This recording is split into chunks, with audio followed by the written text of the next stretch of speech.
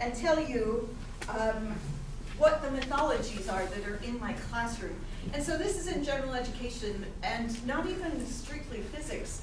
This is a composite science. And my first one is my most universal one. When you get to college, your teachers won't care about you. Students can universally express this idea. And I don't know where they're getting it. It's fascinating to me. But as educators, we should be aware that they believe this. They hold on to this as tenaciously as any other religious belief they've ever noticed. And it is a real challenge for me to talk to my students about, you could just ask me. Oh, no. We could just talk about that. But the other one is that they're just not good at science and math. And this, again, in these general education courses is common. And they talk about it like a genetic deficiency. I'm handicapped in some way, and I just can't do that in math. And I think, this isn't genetic. This is something that you can do, and that kind of explanation. And finally, the one about textbooks. Particularly freshmen have no idea why they purchased these. They carry them around like a talisman, but they don't know what to do with them, and they frequently never even open them to the right chapter. And so these are some challenges that get faced in class, but particularly at Utah State, we have an admission problem. So if students don't meet the prerequisites for a class, what class will they take as freshmen? Because they're left in a class that doesn't have prerequisites. And so if we teach a class without prerequisites, then what we can expect to have sitting in our classroom is the very lowest level entry student at the university. And that's exactly who I find in my class. In the Physics 1080 co-listed USU, so general science, Intelligent Life of the Universe is taught fall semester, and it seats 500. And their primary major is undeclared, and their first semester freshmen. So brand new, 18-year-old students sitting in a classroom. This is their first class that they ever take. And so I give a test pretty early on. It's the end of week 4. And I want to note that this is 2 days after the add drop date, which is sort of important to this discussion. They can't get out now, all right? And so on that test day, 30% fail. And when we think about what 30% failure looks like, in the olden days we would have said, no problem, that's exactly the bell curve drop for me. But we don't have that. And if these students have had A's and B's all the rest of their life, and they get a first F in their life in a physics class in college, this can be their primary reason for dropping out. And we have to address not just what's going on in the class, but what we could do overall. And so a histogram of the test, so that you can see who I'm talking about here, but I'm talking about this lower 30%. But 30% of 500 students is a lot of people who think that they have no place in a college, right? And that's the message that they received on the first test. So, oops. So what do I do with those failing groups? And I've taken them as a part of my remediation task, and I send a caring email. I'll get back to what that means. And then a study assignment for some needed points, and obviously they need them. And then a request for an office visit. And this all comes in an email to you, and it's personalized. By the way, that's not all that hard to do. So, you just take your list and send them out. And it looks loving and caring. It even includes their name. It's wonderful. But this request that they come and get some help. And so I want to talk about what I'm trying to address in a caring email. The first one is, I know who you are. This is a 500 student class, and you're not hiding from me. And there are so many of my students who just would be happy to never get noticed. And so this email is that shot over the bow. I know who you are. I know you did poorly. I noticed, and I want to help. And so that group of messages that comes out, I was thinking what kind of email my mom would send to me if I did poorly. Or the second generation, what email I would send to my children if they did poorly. I'm thinking in that manner, I really care about you. I want you to do better. I know you're not happy with this. I'm not either. I want to help you. We can do this. And I end telling them that I believe in them. And I think this is an interesting statement to make, because they believe that I don't. So what happens if I say that I believe in you? And it's a belief structure more than anything else, and so I address it like one. And so very much a testimonial conclusion for them, which is pretty effective. Then, the study assignment that's given has nothing to do with learning physics. These students are in so much trouble. They just failed their first test in college. And that is more an indication that they don't know how to learn than it is that they don't know how to learn physics. And so the study assignment is a specific learning task. And one more second for that. But I figure it has low consequences. This is not about, wow, you didn't learn chapters 1 through 3. Teach it to yourself. Good luck with that. This is, let me teach you chapter 4, 5, and 6 for the next test. It has low consequences. From my perspective, if they don't learn those first 3 chapters, you know, they're not engineers. And really, if they are, they'll take another physics class.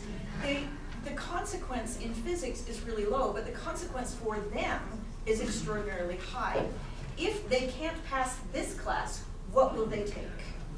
Now, this is as low as the university goes. You need remedial classes to get under this, so what else are you going to do?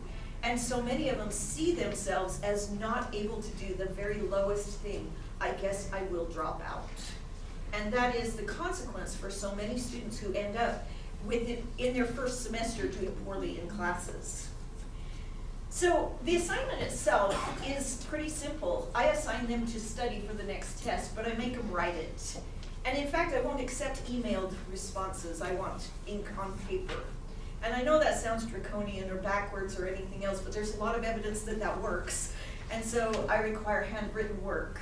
And we have a set of learning objectives, and they predict, based on that learning objective, what the next test will ask them.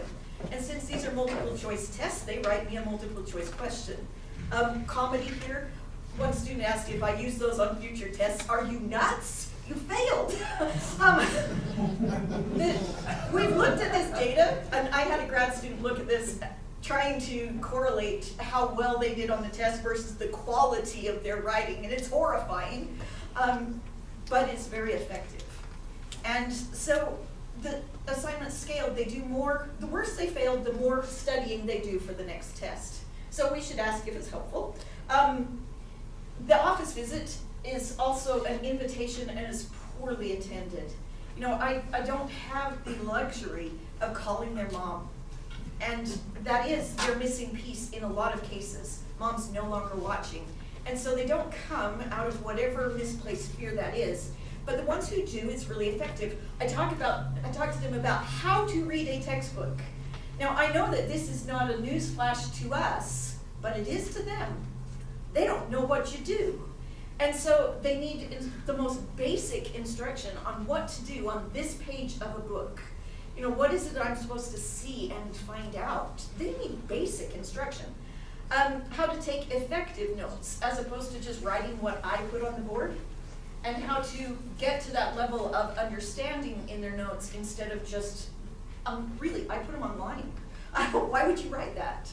And then how to study for a test, what it is that it actually takes, as opposed to what they thought it was, where I go to class, I learned everything I needed to do, and now I go, I'll be great, and I get a D, I get an F. All right, and so they need some guidance on how to do this. And the rah-rah moment, you know, you can do this. You can learn new things. That's what we do here. We'll teach you. And so how will this work? And I think this one's useful to look at the scores. So I took my failing group, and these are the ones who participated, the remediated students, and I looked at their scores between test 1 and test 2 and then compare them to the group overall. Now keep in mind they weren't failing, and so I don't expect them to start getting A's, but what they start doing is tracking the class. And so this is a 12-point increase, a 12 percentage point change on average, and I have lots of students so I can actually say it works.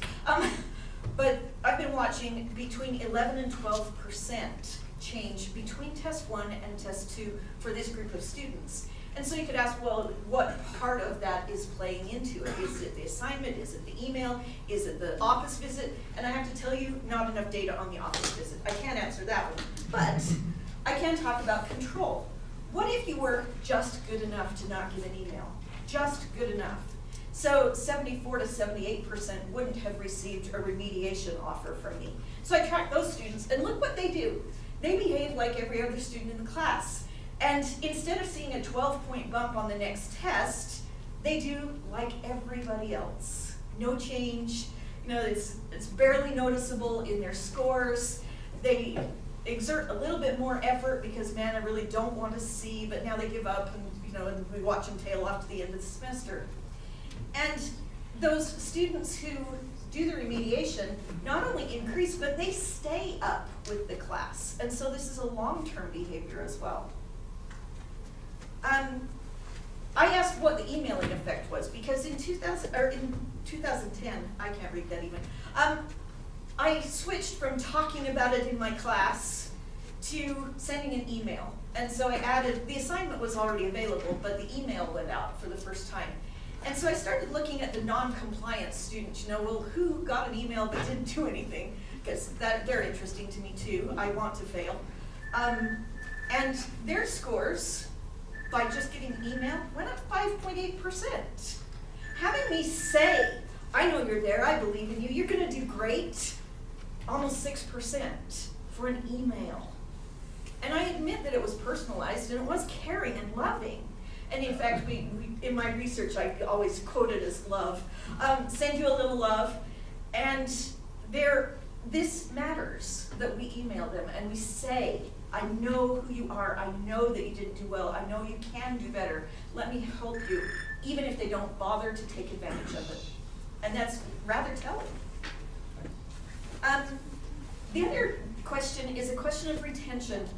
And at Utah State, I don't know if everybody else is talking about this as much as we are, but we're talking about retention. What it takes to keep students in classrooms, in good standing with the university, working towards graduation, rather than dropping out. And this is a national concern. And so serious that Utah State has taken it on as a project, a separate project of the provost's office. And moment of not humble, I got their first award for retention. And so if they'll have to make up either make it annual and give it again, or else, something. But this is a freshman class outcome in general physics. We're looking at 94, 96%, and look who fails.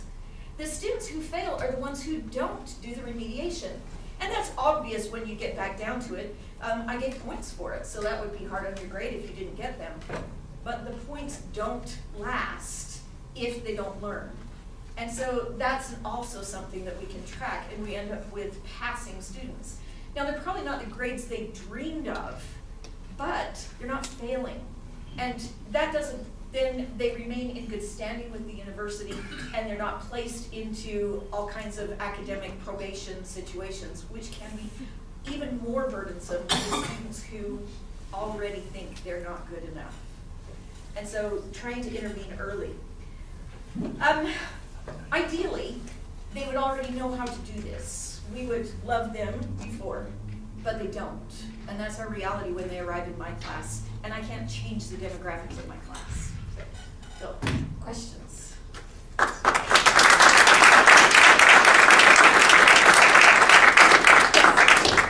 As a high school teacher, what can we do to better prepare our students to better help you?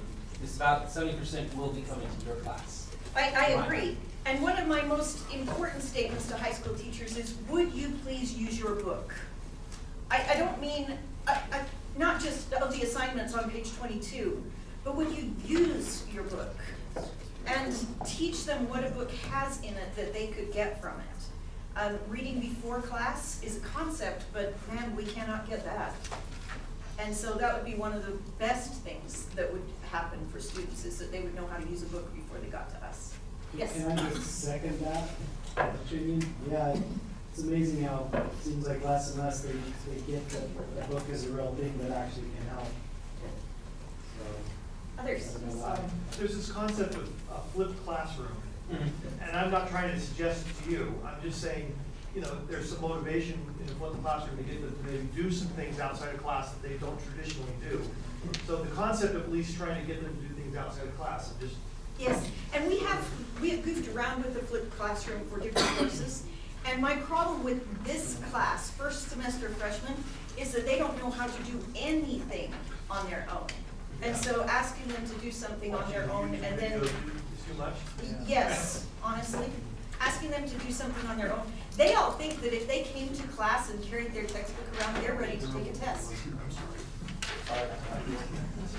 Another question up there. Yes, Do you do read receipts or tracking links to see if the emails are even open? yes, I do. And I keep track of how many of them get open, but not necessarily, we're not linking them to the students' behaviors. But I send them through the university system, and it's the same one that they got their test score from. So they should get that email. If they got their test, they're gonna get an email a few hours later. Thank you.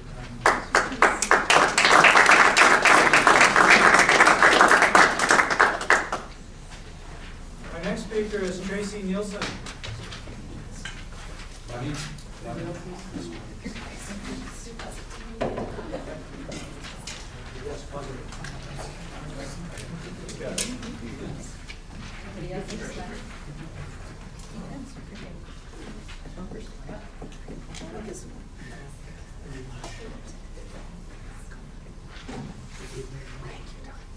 Put the right input.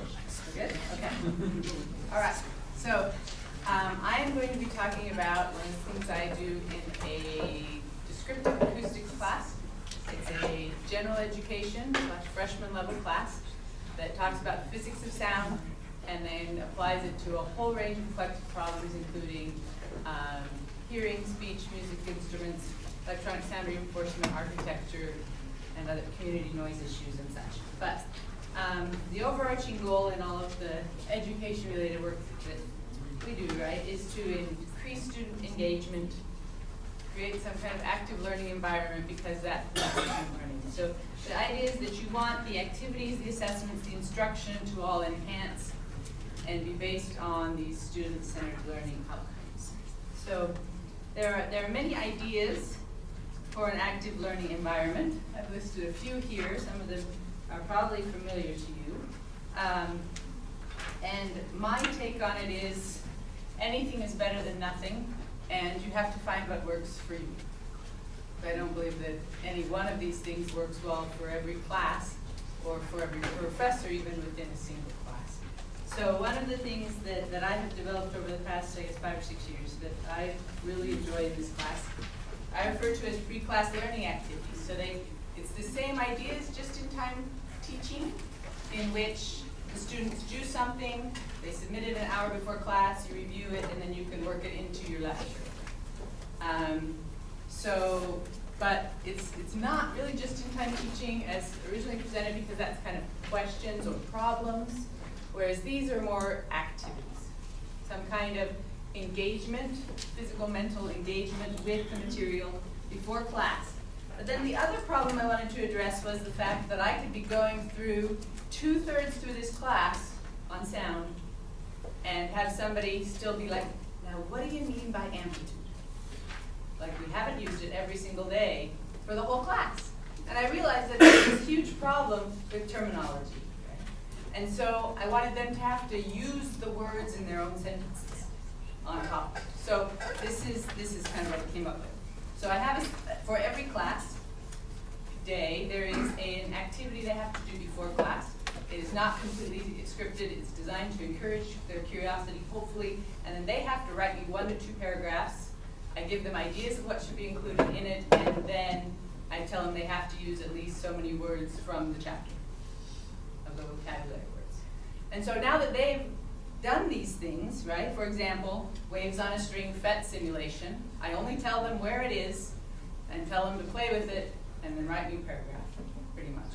And after they've sat there and they've slid the amplitude slider and they write me a sentence about amplitude, then I don't have anybody not understanding what amplitude is 2/3 through the class anymore. Because they have the visual, right, tactile or whatever, plus writing, all included with the definition of that word. So I found that that has been very helpful. So in practice, I now have 120 students in this class, so I do not read them all before class. I typically just read about 10 or so, and that kind of reminds me enough of the important things. And I just kind of scroll through different parts of the alphabet, or spot check people I know who are struggling. One of the most important things I also stress on this, because sometimes people get really frustrated with this idea of, I don't know what I'm doing, right? I don't know, I might get it wrong. And so I'm like, I don't care if the paragraphs you write me are wrong, as long as it's an honest attempt, right? The first week or so, I do have my TAs scan them all so that nobody's just doing bogus stuff or just writing in one sentence and getting credit, things like that. So the first week or so, we do give them feedback, like that wasn't enough or something like that. And after that, I just spot check and give credit for any attempt.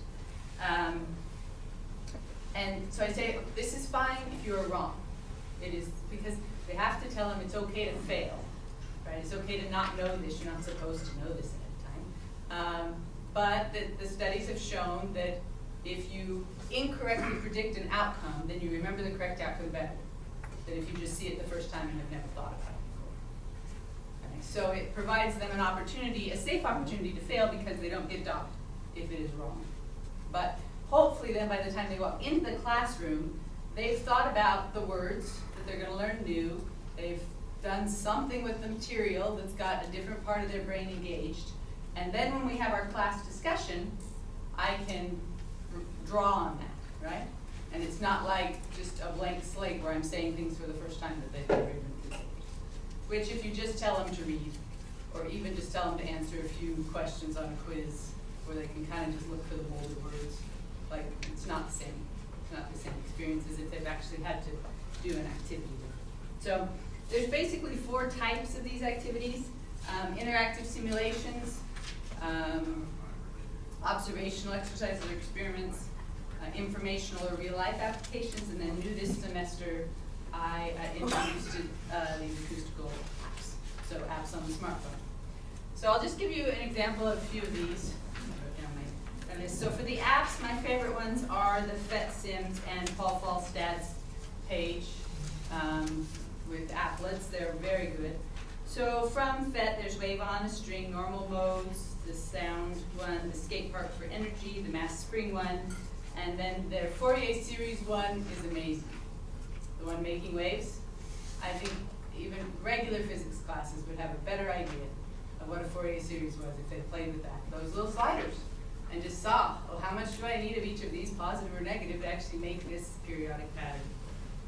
And then the observation and experimental ones, there are ones like for sound absorption and transmission, right? And it's just, a short little description of, okay, get a sound source, it can be the alarm on your phone, get a box, and then put it in there with it open, right? And listen to it, or measure the levels. And then shut the box and listen to it or measure the levels, and then put stuffing or a pillow around it and listen to it and measure the levels. Now that seems very, very trivial, but then by the time we come to class, I can ask them, okay, what made your sound quieter? What did you observe when you did this, right? Instead of me just standing up there and saying, porous and lightweight materials tend to absorb sound, which those words may not mean anything to them. But if they've stuffed a blanket or a coat or a pillow in there, then they've got a visual, right? They've actually physically done it. And it's really very powerful. So things like observing their own frequency response of their ear, how localizing sound while they're blindfolded, getting their own feedback loop going by having just 2 cell phones on speaker is a really effective one. Doing speech intelligibility tests in different rooms or with different background noise. And then with the musical instruments, there's a cup string instrument, a rubber band guitar, a straw reed instrument, bottle instruments, and then how does your voice change if you talk through a cup, and some things like that. So lots of different hands-on things. Some of those require materials that you'd think would be common, but that not all freshmen have, like string or things like that, marshmallows or spaghetti. raw spaghetti. So I try to give them a heads up on that, and we'll bring to class for them to get on those. And they tend to like, and some of them like one kind of these activities more than others, but there's just an assortment. And then the information-based ones are kind of ones that are for the lifelong learning, right? Like, how do you put in foam earplugs properly, and what difference does it make? I guess that's still kind of an experiment, but there is a video that goes with that, or talking about speech defects, or hearing defects, or community noise issues, those kind of things, or what's the difference between an MP3 and a CD, just things that tie it to their real life. And then what this talk is actually about is what I did this semester with apps. So I had a few of these that I wanted to change, because I didn't really like what they were, and I thought, you know what, they just need to measure it themselves. And then I was reading some things and talking to some people, and they're like, well, they can do so much with their phones or tablets these days. And there's all of these apps. And so I did actually have 4 apps that they were required to download, or I told them where freeware was if they wanted to do it on a computer. And I've printed out 2 of those for you, just so you can kind of see the format, and that it's not really structured, and it's tied to a learning outcome, and then how my assignment is given. Where again, I don't tell them exactly what to do, but I do expect a couple of 1 to 2 well-formulated paragraphs, not just answers to the bulleted questions, but that incorporate those in their observations in them. And so I thought it would be interesting for me to show you which some of those acoustical apps are. They're listed on the page. But the thing I was worried about was if this would be frustrating to the students in any way to do this. Because there was about 1.5, 2 semesters where the PhET simulations and the false data was like lots of the ones that we used. The Java was outdated, but they weren't yet in HTML5. So luckily now they're almost all migrating over to HTML5, which means the students can use them on their laptops or their tablets pretty much uniformly. So that's been a big improvement. But I just thought I'd show you some of these.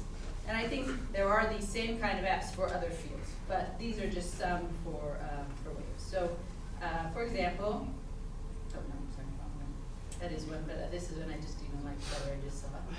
So let's see. I will turn volume down. You have the volume over there. It's on. Well, no, I don't want it to be too loud. That top slider. Okay. Top.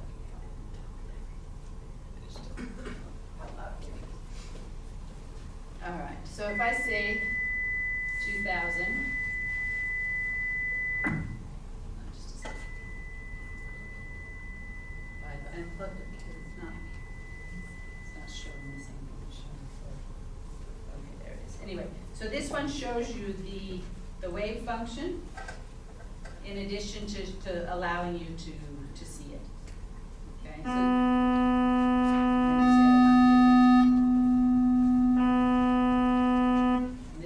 window is fixed, so it doesn't necessarily show you, but it shows you that if you double your frequency, right, what happens? Okay. And things like that. So that's not a real-time oscilloscope, but it is a signal generator that could be used. And then there are other ones that this is just a signal generator. This is just an oscilloscope. It's just monitoring my voice right now. So if I do an you see nice periodic vowel signals as opposed to a shh associated with noise, right? So they can actually do this, and they can actually experiment with them all right on their smartphone or their tablet or whatever. Another one, there are several options. This one has an FFT or spectrum analyzer here, and you can always play with the averaging and those kinds of things. And this is one called Faber Acoustical. It costs a few dollars, but you get all 3. One that is free that I really, really like for spectral stuff is this one. It's called Spectrum View. Oops. Okay, and is it hard to follow what I'm doing up here because I'm just like flashing through these? sometimes for students, when we pull these things up and we just start flashing through, sliding different things, it's really hard for them to follow. But, like the PhET sims and simulations and stuff, but if they've already, prior to coming class, played with all of the sliders, then when you're doing it on the big screen, they're not seeing it for the first time. And that makes a huge difference in their ability to actually follow your use of simulations in class, if they've actually played around with it before. Okay, so this is spectrum view. Oops, sorry, that was for recording.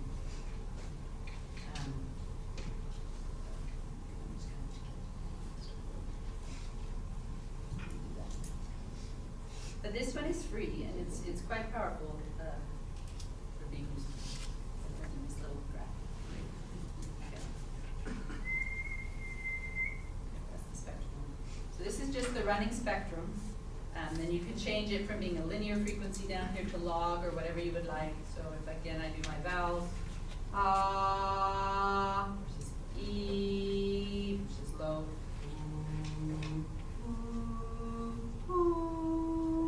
Right? They can play with all those things.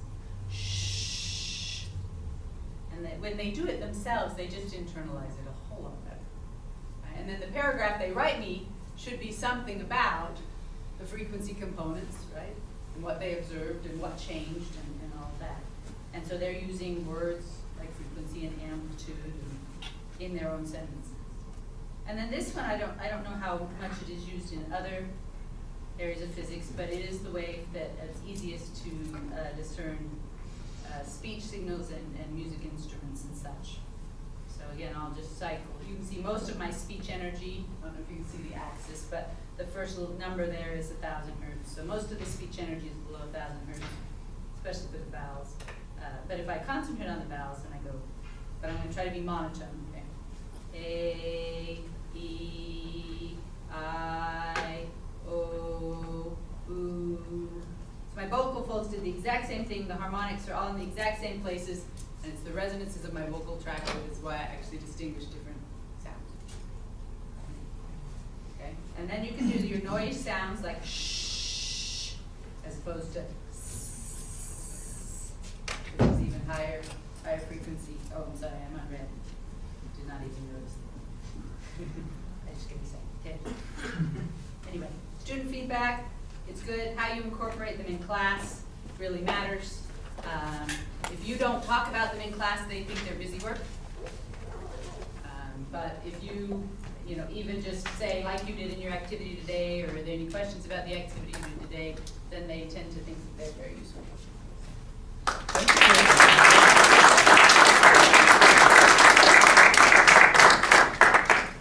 Well, we plug in anyway. Any questions for Tracy? I have a question. Do you find that the operating system is very different? The apps. Can you hear the question? Is the operating system very different for, if you're doing Android versus Apple? I mean, do the They're- apps look really similar? Are they totally different? And I didn't even show you the sound level meter once, but on the paper I just gave them a few examples for an iOS and a few examples for Android, and they're similar enough. And the thing is, I didn't give them any instructions on how to use any of these. I just told them where they were, but this is the native language of these students. Like, they've been playing with these and figuring out how to make apps work for a long time. And so there was no instruction on use this app and click on these things, zero. It was just use this and answer, explore this, was all I said. Where do we find these apps? Maybe you said and I missed it. Oh, so I have a handout that has some listed. Sorry, do you want to go? Sorry. For the sound level meter that I didn't show, and the oscilloscope spectrum.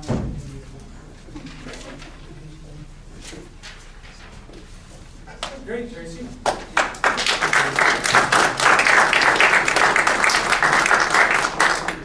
Our next speaker is Matt Zackerson. BYU Idaho. You're on. Thanks. I'm going to talk about a couple testing things that I do. It's just a funny multiple choice format. 3 years ago, I was at a talk by Eric Majeur, actually at BYU, and he talked about a reading quiz sort of thing that he did with these funny little scratch-off sheets. And he showed groups of kids having a test, laughing and talking and having a grand old time. And I thought, hey, that looks interesting. Why don't I try and dig in? And I just spent some time digging through the multiple choice learning literature. Didn't realize that was a subfield until very recently. A couple quick highlights. We find, at least on computerized tests, there's two types that work particularly well. One's called answer until correct. Essentially, the student answers over and over again. They're told that they're wrong, that option's removed, and you keep going till you get it right.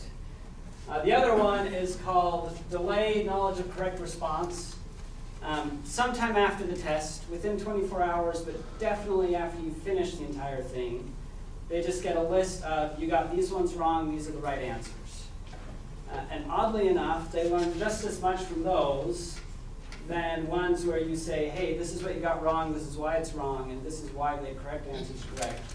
So no difference when these people spend forever trying to write good feedback, at least for long-term retention, than if you just say, hey, these were right, this is wrong. The students that care, I'm not sure why. Most likely the students that care take the time to figure it out, the students that don't wouldn't bother to read the feedback anyway. So that saved me a bit of time. The one I use most in class, at least for these IFATs, are these scratch-off forms. For me, there's just something fun about scratching away and you find this little star. The way I use these in my classes is we'll have a reading quiz.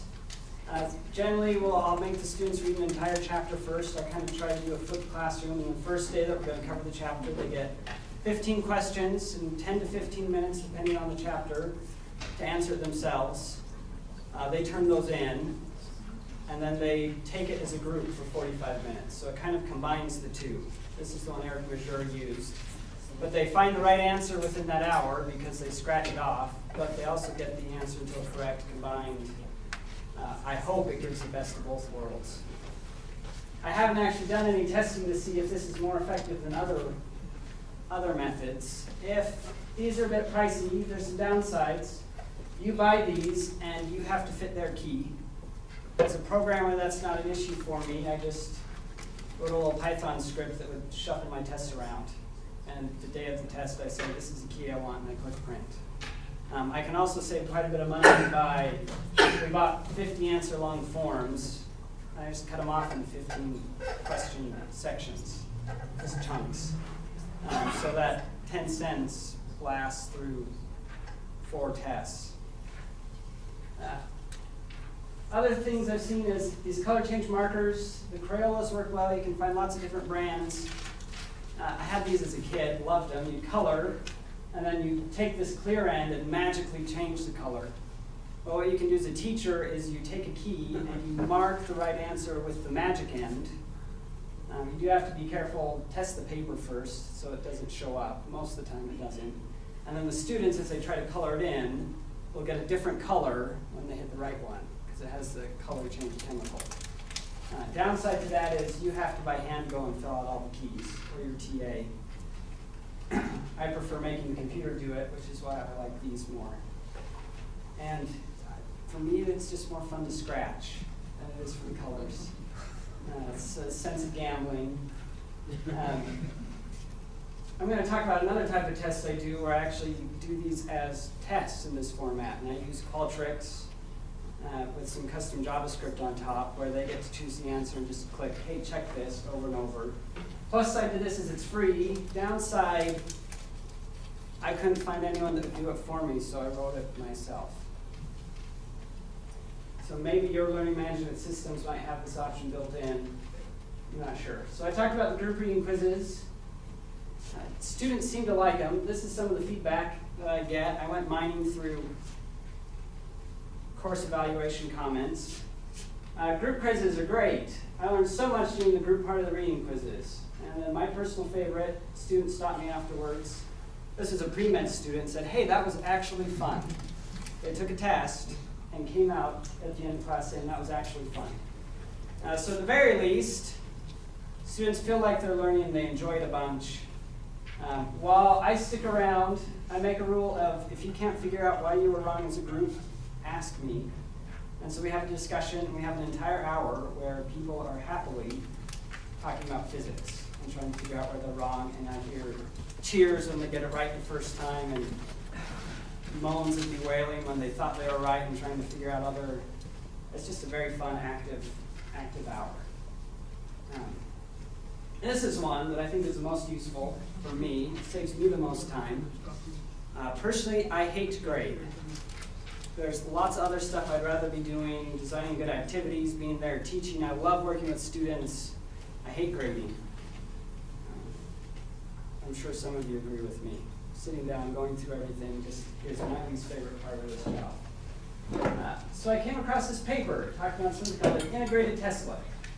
And you can take a traditional worked out problem, give similar amounts of partial credit, from my experience, comparable understanding, but have it graded as simply as a multiple choice test. So here's an example of an integrated testlet, or how you turn it into one. I see, yeah, one of my former students is in here, and she just laughed, because this is from our first test. Standard electrostatic question, hey, given this picture, can you find the charge on one of these balls? And you have to write a free body diagram, do some math, and come up with the charge. If I was doing this as written, I'd look for the different steps, check them along the way. Well, the way you write an integrated testlet is you think through the steps that you have to do and pick them. These ones are kind of hard to read. It says, what's the correct relationship between the length of the string, the angle, and this distance here? And the best types of questions are ones that would be very common mistakes. Because if a student sees it and gets it wrong, in the middle of the test they can realize, oh, hey, I'm thinking about this wrong, and try to correct, is the idea. So you don't just make a bunch of random things, you make them evil by choosing things that are commonly not done, or sorry, commonly made mistakes. So here you can see I switch sine and cosines around, flip twos on which magnitude. The next part of the question is, hey, draw a free body diagram. What forces act on here? Can you choose the right one? And you give partial credit. My particular method is I drop the points by half every time they get it wrong. So if you get it right the first time, you get full points. I generally make them 4-point problems. If you get it right the second time, you get 2 points. The third time, you get 1 point. So the people who can fix their mistakes quickly get more credit than those who don't. But the other advantage is, if you have no idea how to do this part, you can keep going until you know that, let's see, there's the picture. R is L, where is it? L sine theta. So if you have no idea what you did wrong, you're not stuck on the next part of the question. You know what piece is missing, and you can say, all right, I wasn't sure why this was a free body diagram, but I know there's 3 forces, and I can figure out how to add it together. So even if they're completely lost on part A, you can't get the charge without a good free body diagram, unless you're way more talented than I am. But they can find the pieces along the way and don't get lost. So they still get that partial building credit, ideally behind it. And you go step by step. So it's not just here's one all or nothing multiple choice. You can break it down into 5 or 6 pieces even. This one's 3. And make them go through all the same steps as you would in a handwritten out problem, but it becomes multiple choice. Key to this is, if you're not using answer until correct, it can be very unfair in the later parts to students who get lost. If you miss the first part, you're doomed forever. And that's hard to correct for. Just to show you what it looks like from a student's perspective, this is the format I found was easiest for students to use. I offered some pre-meds extra credit to take lots of physics tests. They both learned a lot because they took about 4 or 5 different physics tests, but then they gave me big feedback on what was hard and what wasn't. I just put all the answers with a check answer at the bottom. They click the answer they want, click check answer, and if they're wrong, you get a big red X. If you're right, you get a little green check mark. And by the time they're done, this was an important part. I had to make the check answer option go away, because otherwise people just kept clicking. And it was hard to keep track of scores. If any of you have Qualtrics platforms at your school, I'm more than happy to share my code. I probably won't support it. That takes way more effort, but I can give you the basics rundown. Here it is, if this looks interesting to you. Lots of other options. But I wanted to test this. I said, hey, this is a great idea. It's going to save me a lot of time grading. But if an activity is going to be worthwhile, if I want to switch, there's 3 different criteria I look for. One is, hey, does this save me more time? But that's probably the least important. The others are students still learning, or are they learning more? And do they like it? So question 1, does this save me time? Yeah, it saves me a ton of time. It takes me about, the tests are a little bit harder to write. It takes me about twice as long to write one of these as it does a regular test. But grading is instant. You can use them over and over again. So about the time it would take me to grade for 1 semester, I'm set forever on all my tests. Looking at the other questions, here's my distributions. Paper pencil is blue. Oh, sorry. Here was my test. 1 semester, I just did normal old school tests. This is before I learned about it. This was in our very first calculus-based physics class. Semester after that, I found out in the middle, hey, this is a cool idea, let me try it. So I just switched the final. I took the exact questions from the final, turned them into this format. And then 3rd semester, because students liked it, I tried doing all the tests that way. So class size is about 30, give or take 3-ish. Small numbers here, so big errors. I'll point that out when I get to the numbers. But if you look at this setup, or this distribution, there are a handful more, but not necessarily statistically significant, people who are able to get a perfect score on the final. But I see the same general shape. So students I expected to do well still did well. Students I expected to do poorly still did poorly. And overall, the class averages looked about the same between a paper pencil, write it out, and this answer until correct. Here it is for the 3 semesters. You can even see the averages almost perfectly overlap. 77% plus or minus about 2% versus 78 plus or minus 2%. Almost dead on. This 3rd semester, assuming I had equal amounts of cheaters in all of them, it looks like we gained some more. In the last group, I had some sort of fluke where we got answers out. But yeah, same test. They did better on the final. I will add the caveat in, since these were easier for me to grade, I gave a lot more tests. I used to give 3 during the course of the semester. I took the worked out problems, broke them up into 6 tests, and roughly doubled the number of conceptual questions that I'd ask along with it.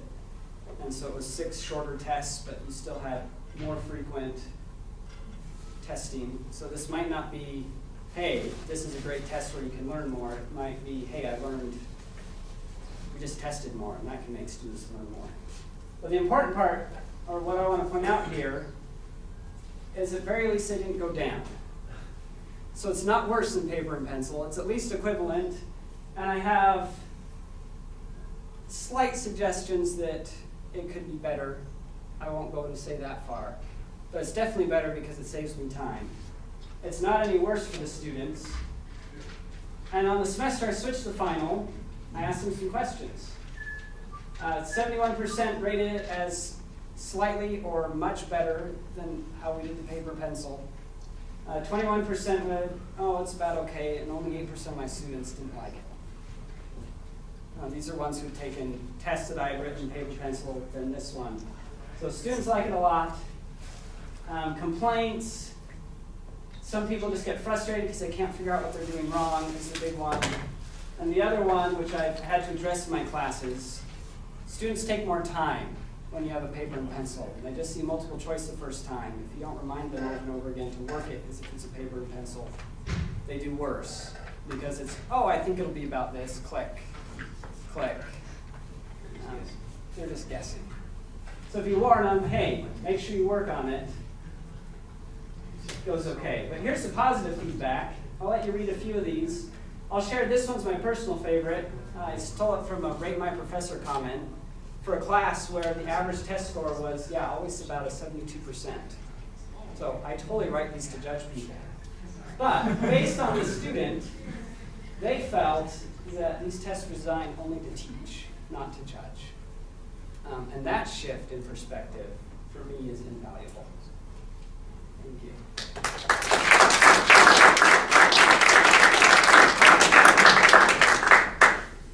Take one question. So, did you say that you give your tests in class? The reading quiz ones I do in class. Yeah, I'll devote an entire class day where we spend the first 10 to 15 minutes taking it individually, and then the rest of class is group. So I give up a class day for it. So everyone has to bring their own laptop or tablet or? The in-class ones I do with either the scratch-offs or the color-ins. Well, when you would do like on the computer, where do they pick that up? That one is either, I've done it at home.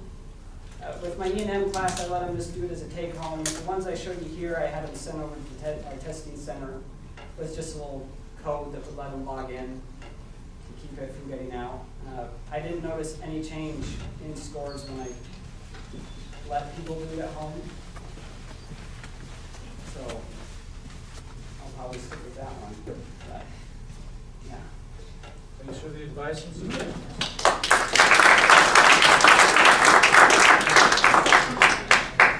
Get your stuff. Next we have Rhett Zollinger.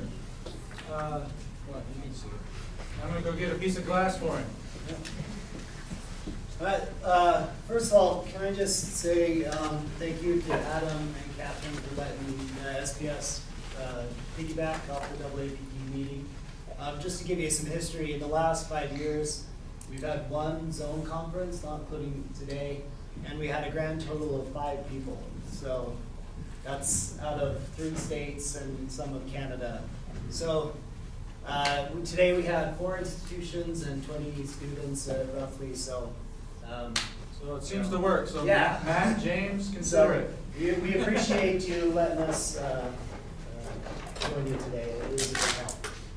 The second thing I wanted to say is that earlier Harold Stokes, I think, mentioned, there you are. I think you mentioned that you were given one of the least technical talks, and I thought I'd challenge you for that. So, and also, I think I can also be one of those heroes.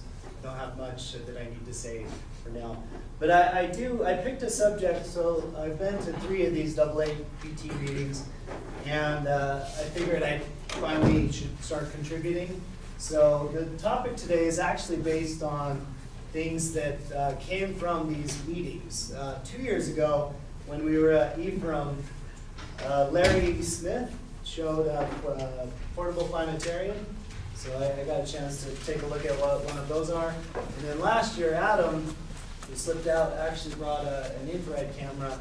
It was a relatively low-cost adapter to a cell phone. So from those 2 ideas, when I moved to southern Utah, I really have been trying to incorporate those into some of the outreach and education that we have down there.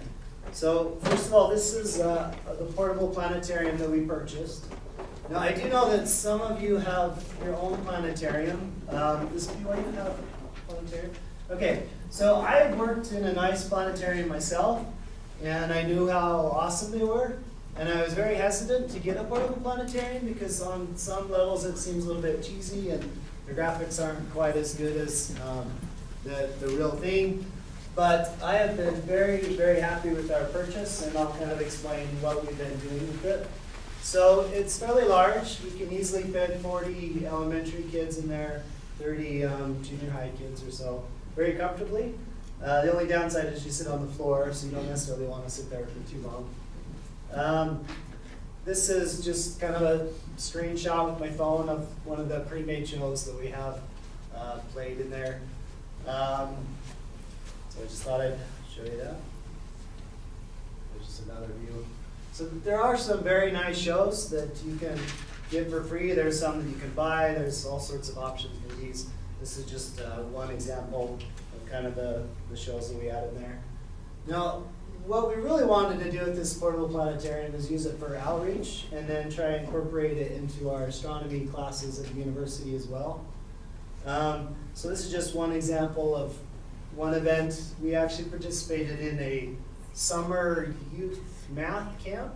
So this was a math camp for I think junior high students that were struggling with math. So we were actually able to join them we were able to put it outside, although now that we've done it once, we might not do it again. It's very susceptible to wind, as you might guess. But it was a great experience to bring something very different to a program like a summer math camp, where we actually were able to come in there and actually do some hands-on activities where they had to use math to calculate, mass of planets and things like that, which we can very quickly do in a planetarium.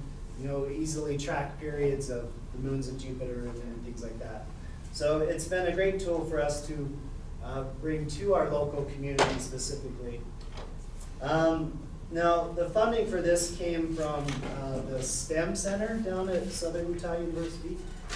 So it wasn't our money specifically from the physics program, but we collaborated with the STEM Center, and that's how we were able to fund the money. So just kind of a report on what we've been doing. We first got it in February of 2016. Since then, we've had over 5,000 people visit the planetarium.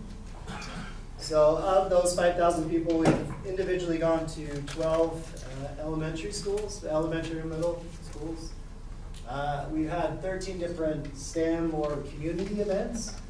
And these range from science fairs to scout groups to a community commerce group that invited us out there. Wide range of activities, not just specifically science activities in that case. And then we've also been using it to conduct teacher workshops. They're not so much university level workshops, but sort of local, junior high, high school, even elementary teacher workshops we've done with this planetarium specifically. So to tell you a little bit about it, now I don't know how much you guys know about these planetariums, so I didn't know how much detail I should go into it.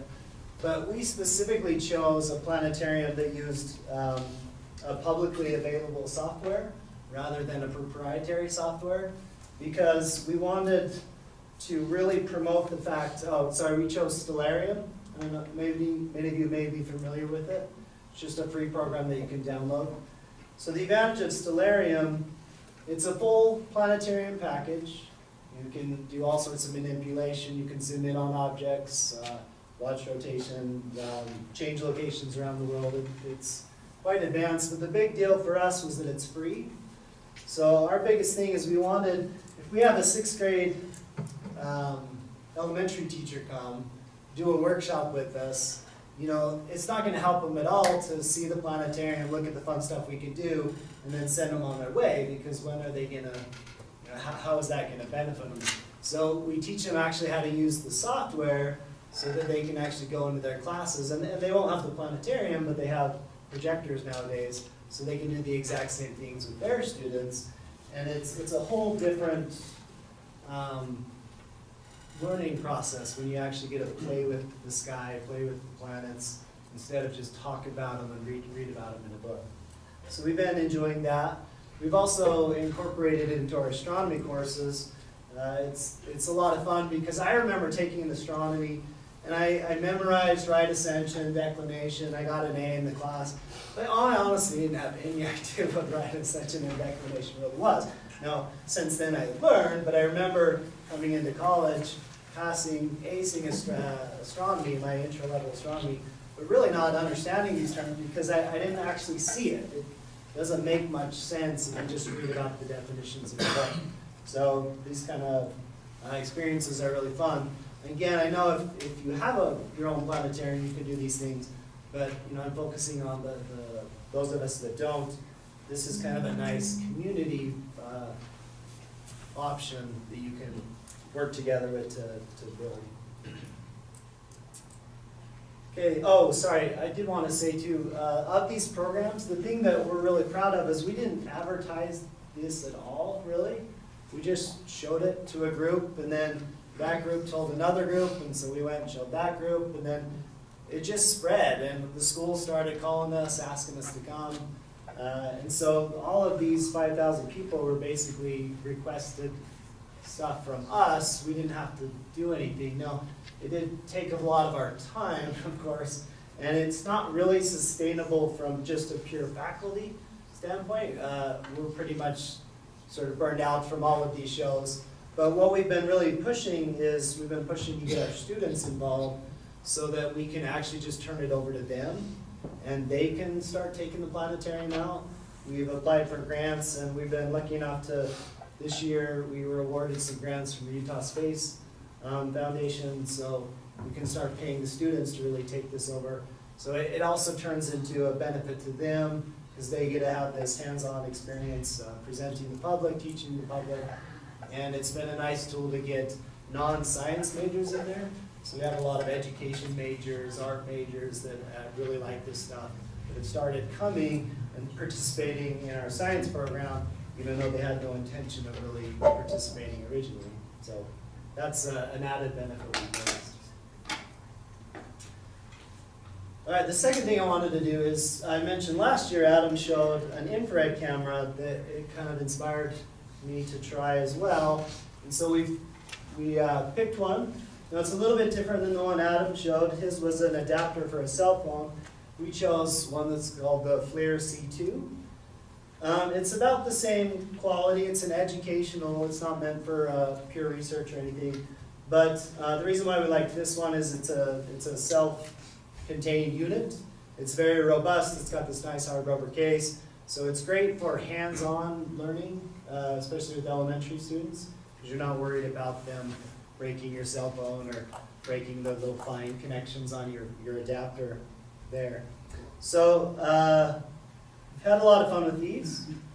This is just a shot of a colleague of mine giving a science demonstration. Many of you probably heard of the methane mamba. I think it was what he was doing there.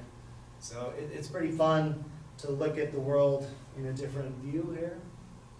So there's just a participant doing something similar.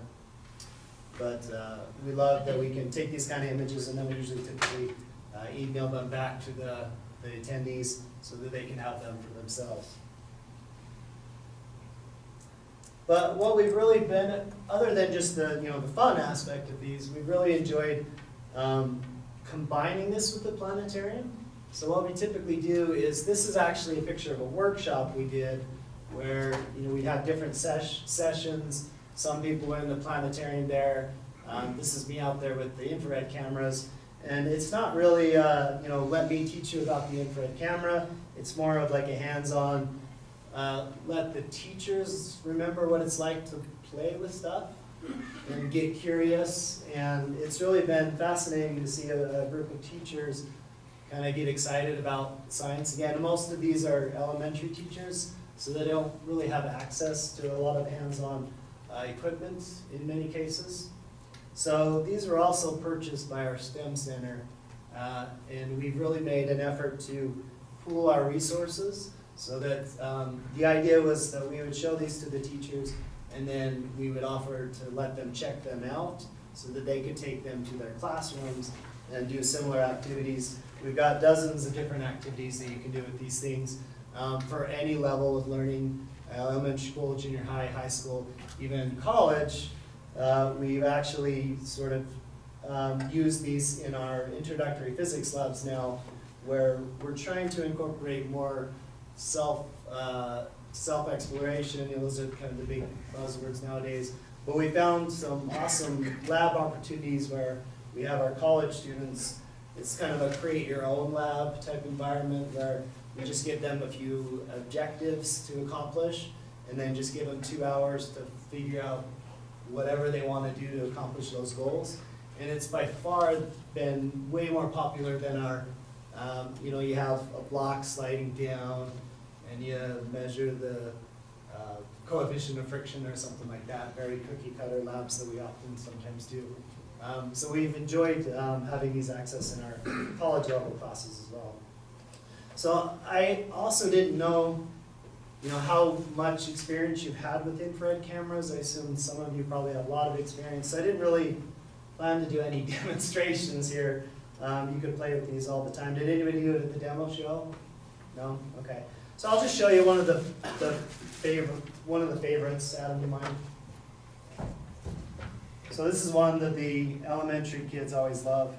I'm going to turn it to a pure thermal image there, not a superimposed. Just, yeah, oh, whoops. I guess I should do that.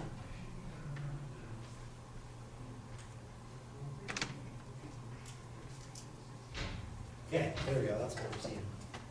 Okay, so especially our elementary students, they always love this one where, oh. It's on my screen, am I? Yeah, are you mirroring? Windows P.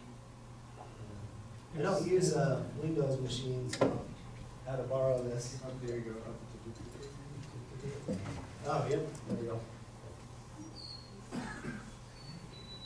One disadvantage is these only work on PCs for some reason. I'm not sure why they're ignoring the Mac community, but that's why I had to borrow this laptop. Is it up now? Yeah. Okay, so just the elementary kids especially love this one where, you know, if you take a piece of glass, you can clearly see my hand through the glass. You can see how many fingers I'm holding up. If I have Adam look at it, it's just a piece of glass, a square piece of glass. You can't see my fingers in there. Put it in front of your face without You disappeared. See? And then oh, I'm on red. Thought I was getting faster with this. And I can't see what I'm looking at up there. For some reason it's not calibrated properly here. We get the idea in here. Yeah. So I apologize. Just the tips. I'm not sure. Yeah, something's going on. It actually works much better. I think it's the low light that maybe. I don't know what's going on. But I'm on the red, so I'm going to go ahead and call that.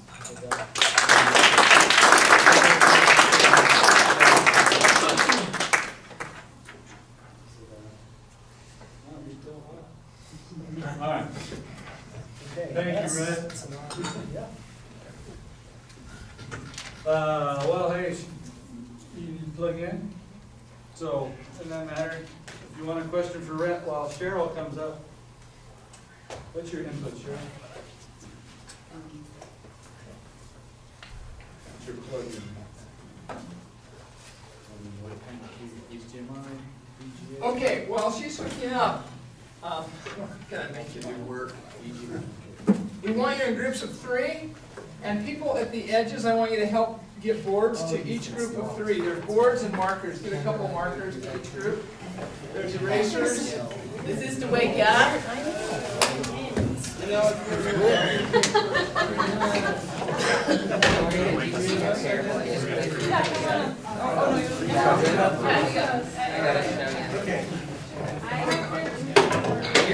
The guess I sent data to you. so, a board for each group, and a marker or 2, at least a marker.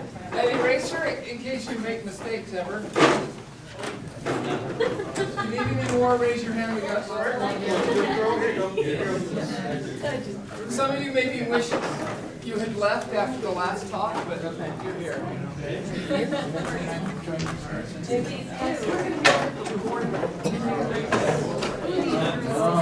This is mine.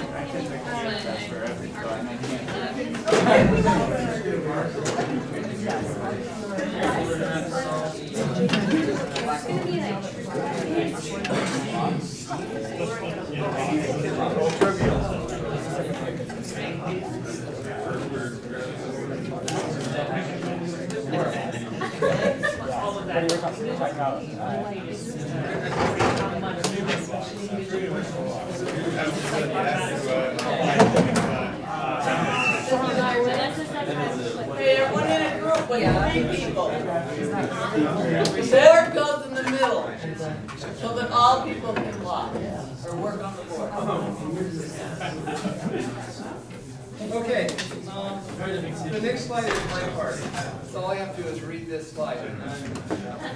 So we use graphs a lot to communicate in physics. Actually, in some areas of physics, we may use graphs as much or more than we use equations. And equations are hard for students, and graphs are hard too, and there's a lot to gain by using graphs in our teaching. And so we're going to just show some examples of things that we use in our teaching. of an introductory physics class for algebra-based physics students. But there's a few different things. One is that we feel that it helps build conceptual intuition.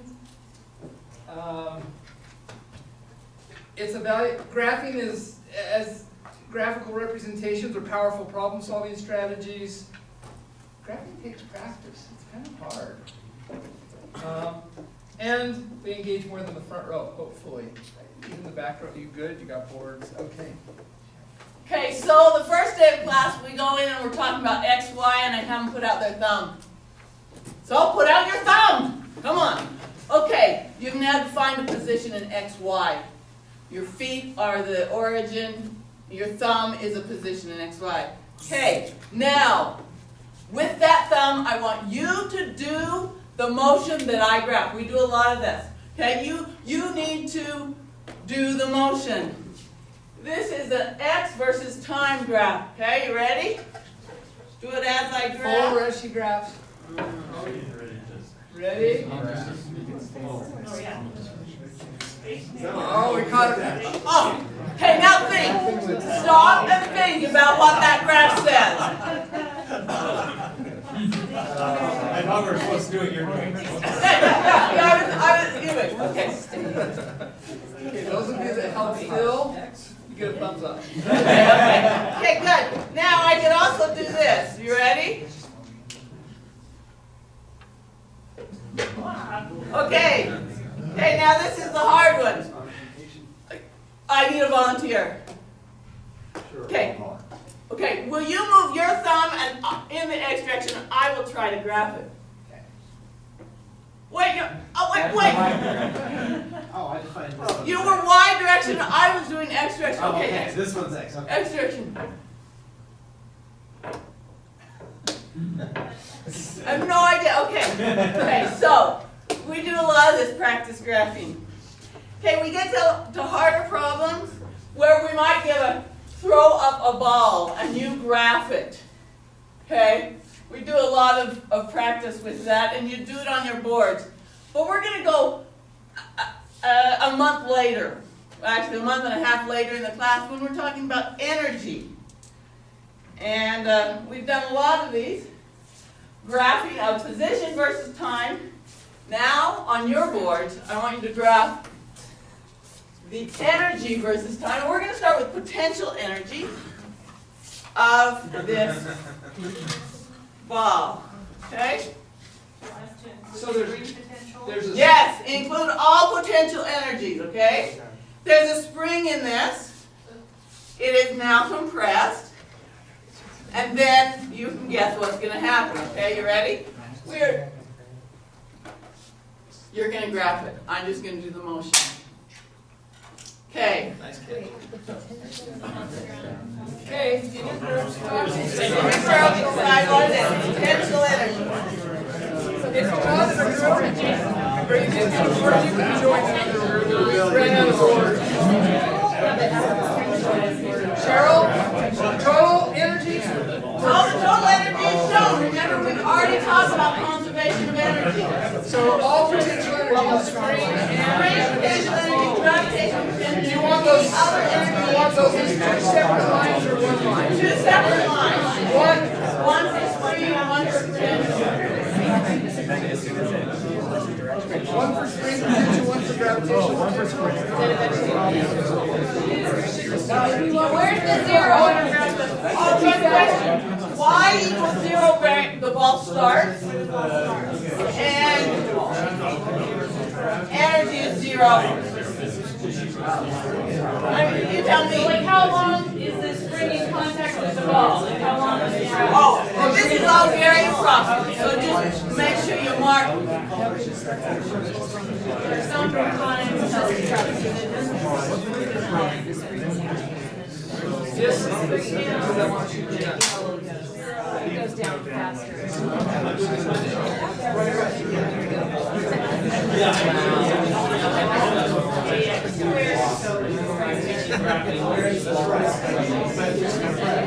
So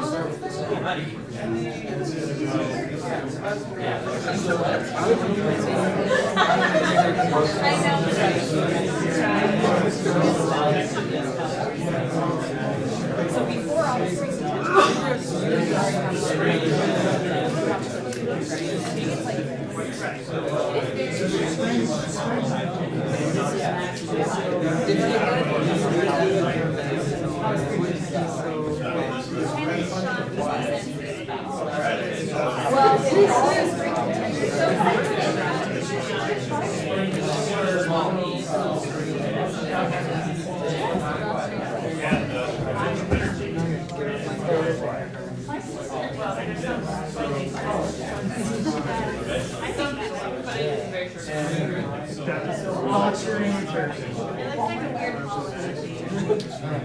except that I don't know that it goes up. All the strings are together. I think it might just be. Okay, very good. Now, when you've got your board done, will you just hold it up and let the whole class see it, so everyone can see everyone's board? They're all so different. Okay. Okay, now I'm just going to gather some boards. No, the reason I gather boards is that so no one knows whose board is being brought up. And I try to not even really look at whose boards I have, just so that I can gather boards. Okay?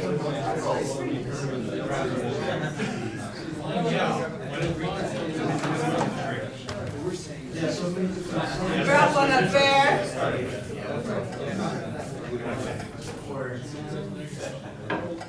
Okay, oh, they're very good, very good. Oh, nice grabs. Okay.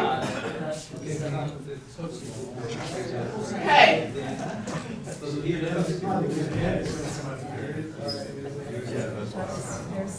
Okay. Okay, so now we're just going to hold up some boards. And what you need to analyze is what are the essential elements of these graphs, okay? What, and do that, and we have lots of boards up here we can use, whatever. And then at this point, we have clickers. I might say, put A, B, C, and D and say, okay, which one's correct? Or I might say, what do you see?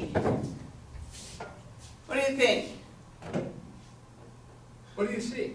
Some people did as a function of T and some people did as a function of Y. Okay, so this is one of the most common mistakes on this, is that the students are still in time, right? But you did say time. You virtually said Only time. you said time, but you grabbed it. Yeah, I meant, yeah. If that's a graph of y, total, that's saying that total energy is increased. Oh, never mind. So total energy is constant. We've talked about conservation of energy. And we're just graphing with position, which is really hard for the students because we've spent so much time on time, right? So it's typical that they do a graph that is in time, like a projectile kind of graph, right? Because that's what we see. Okay, what else do we see? You don't tell where to end the graph in your description. No, I say y max is here. Ours is in Y. So you're only going to plot it You have until one it in goes to Y? the top. You're right. It's only with times in y, right? Otherwise, it's confusing. Let's grab some that didn't. Yeah, coming back down, it's not the same. So it's only going up to up. Good. Here's one, the other right one's in Y, the one you were just holding. Oh, It's this also one in is position. Y? Yep. Yeah. Okay. Okay. What other things do you see? Some are linear, some are curved. Some are linear and some are curved. So let's decide if these are linear or straight, right? Are they curved? Are they x squared or y squared? Are they just dependent on y? Both. Both. Which ones are dependent on where?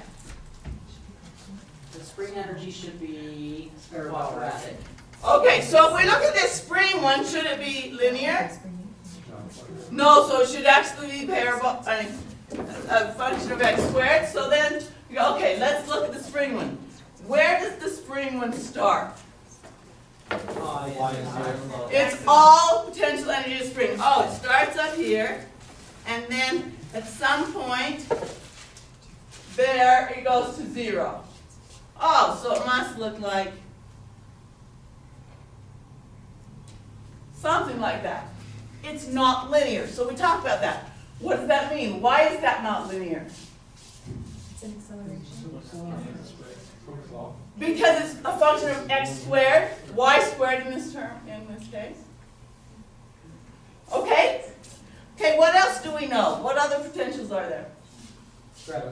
Gravitational potential. What does it look like? Linear, starting at y equals 0 and going up. So that's... Okay? Is this an okay graph? Okay? So this is potential of gravity. This is the potential of the spring. Oops, yep, the spring. Okay, we've got two potentials. Okay. Now the next thing we do when we're in the calculus-based class is I take this and I say, okay, what does that graph tell me about this equation? Or what does this equation have to do with that graph? Thoughts? Sure. Well, hopefully they realize that derivatives has something to do with slope. Oh, so this, the slope of the potential graph. Ah, so the slope of the potential graph, force is equal to minus du dy. The slope, the force is equal to negative slope of this graph. Okay, is that true? Yep. Okay, so then we say, what's the potential of gravity? Well, it's a constant force because it has a constant slope. And what direction is it? Down. It's a negative. Oh, so this slope, whoops, come on. This is a positive slope, so it's due to gravity in the negative direction. Okay with that? What about the spring force? Potential energy. It's large and But it's negative. But it's negative. The spring force, The the slope slope is negative. The spring force is up, and it's not a constant. As the slope changes, we get a change. Okay, so anyway, this just illustrates how we can use a graph. Another way we use this. Come on. It'll work in a minute. Okay. We then put graphing the kinetic energy by adding the graphs together. Which, you can do. You've got to figure out, okay, at every point they have to add to the same total energy. Can we do that? And in the class we'd have them do that on their things. Okay, another comment, another one we do with these graphs. Here's a free body diagram. You've got your group. I want you to figure out a physical situation that would work for this free body diagram and draw a picture of it. We don't have boards. We stole our boards. We stole all the boards. We're out of time. But the interesting thing about this one is that every student in the class, every group comes up with some different situation, some different problem that has that same free body diagram. And there's, infinite number. But they all fit into the same similar situations. And not only that, I use this when I'm going into circular motion. Because all of a sudden, we have this same free body diagram that we've used for linear motion. We review a few situations, and then we say, okay, here's our pig that's flying, and it's the same free body diagram. Then we say, okay, here's our car going around a bank curve. Same free body diagram. And it's a fun activity in the class. I think we're done. Yeah. I just want to comment, who was engaged? That wake you back up? Nice. That's our only goal, really, is to wake up the students. Did you crap out loud?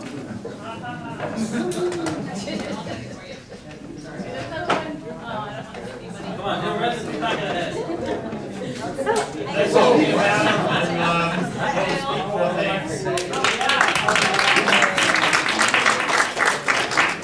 Thank you. Just tell you what's left. We have snack time. You need it. We'll wheel that in as soon as they open the door here and hear me talking. We have until 3:15, so 45 minutes to snack, socialize, go to the bathroom, whatever you want to do, and get over to the next place. Adam, do you Yes? have poster announcements?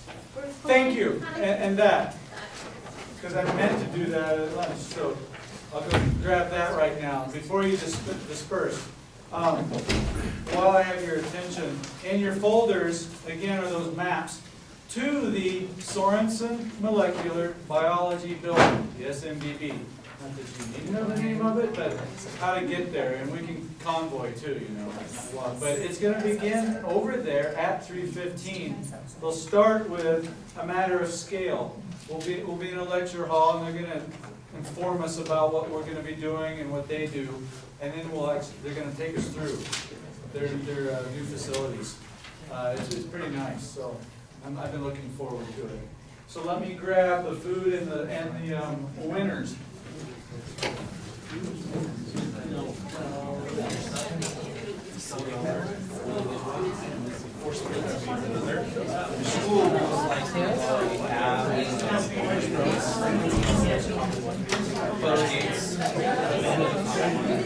Temperature probes.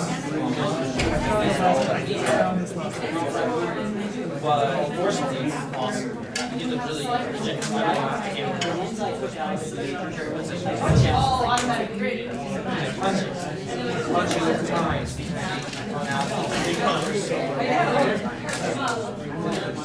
He's the worst. You're pointing at me. Brian's the worst.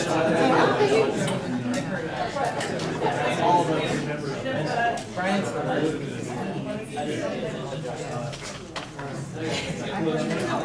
Like Zelda is.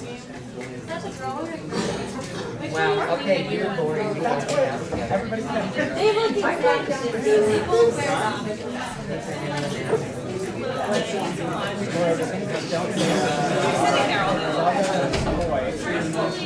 Zelda's a girl.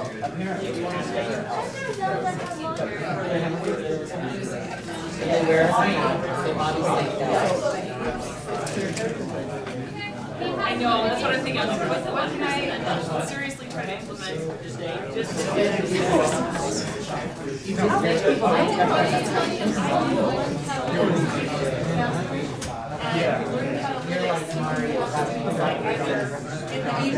mastering and learning how those exercises together, or you can all those right? And you can do quicker stuff with it, and you can do team-based assessment with it. So we'll take their individual scores and the group scores, and you can answer the set up the quiz, and then it'll automatically score based on whatever studies that you want to get on individual and group. So it's really cool, and everybody's using it. And yeah, because we're kind of like we switch from excursions to All right. and then eventually we're going to and I'm like, I'm just going to bring your own device type of thing. And it's fun because when you click We'll those announce stuff, the top 3 poster winners. You had a 50-50 chance today, so wow. I'm getting an award. The third place winner goes to Jake Christensen, Utah State University. Fish, switching schools, the emergence of consensus in Boolean belief networks. Come on down, Jake. We have for you, oh, right here, $25 Amazon gift card, as well as a medal specific to this. You don't know. Yay!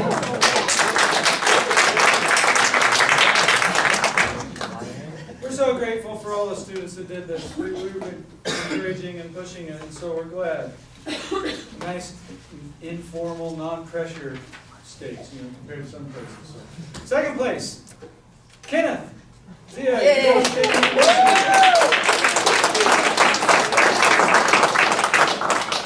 Opal, cube satellite flight and line of sight integration modeling. Way to go. Here's his $50 and a medal. Thank you, Ken. And first,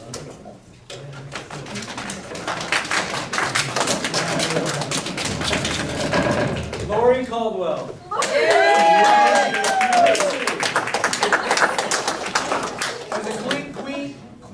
A clean sweep for Utah State University. Here's what I was going to reread it. Characterizing the effects of high-level radiation on skeletal muscle cells. Congratulations.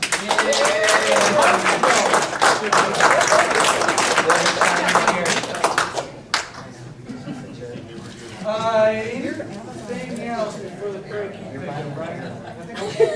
Catherine, anything else? All right, we will start over there at 3:15. Thank you very much.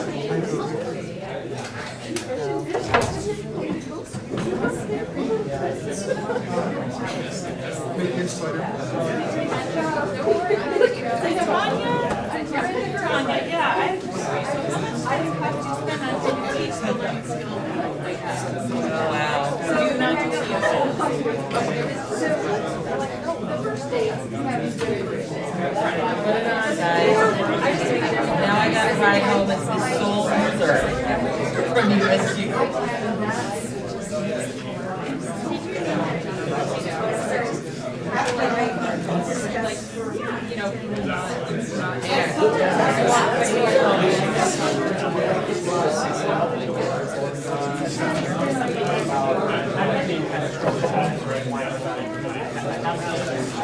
Stand in front of Lori's place and do You are really tall, Lori has to be in front. Because then it looks like you're teared. It looks like you're teared when you're standing by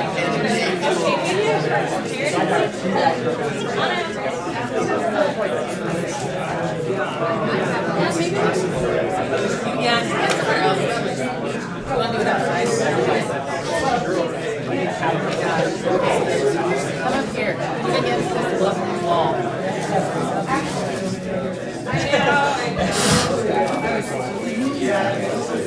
Ooh, not with the head.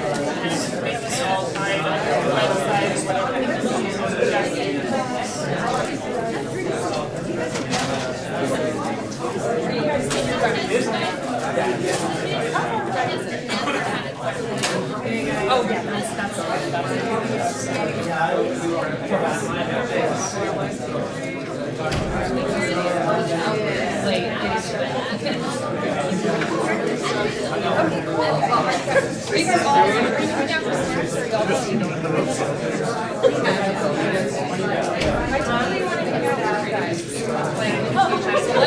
No, not today. Not now.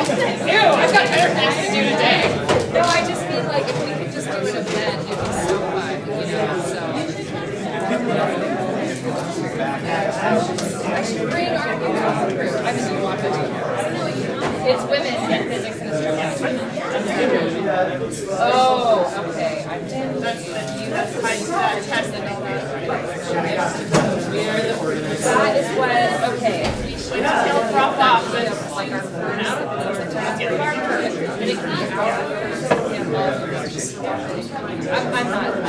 I'm the like, yeah, I'm starting, I already started. I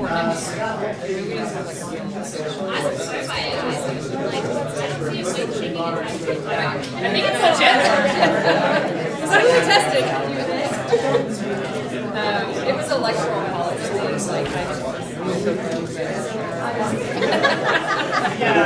No.